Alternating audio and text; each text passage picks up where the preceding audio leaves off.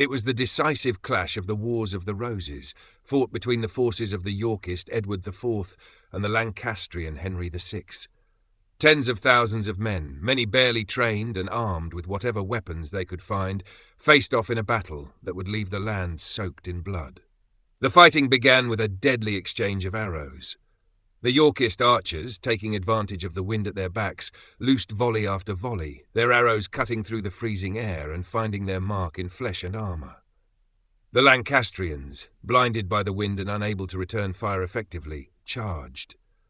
The battle quickly descended into a brutal melee, where swords, axes and warhammers crashed against shields and helmets.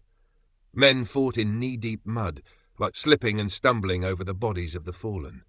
Those who lost their weapons resorted to fists, knives, or even their teeth. The cold air was filled with the screams of the wounded and the clash of steel on steel. For hours, the slaughter continued.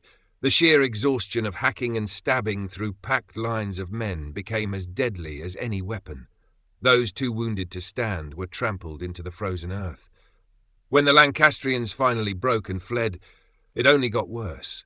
The rout turned into a massacre as Yorkist soldiers hunted down the fleeing men, cutting them down as they ran or drowning them in the rivers swollen with melting snow and blood.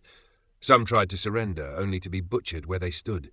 By the time it was over, as many as 10,000 men lay dead, an unimaginable toll for a single day's battle. Towton wasn't just another medieval battle. It was a day of pure, merciless slaughter.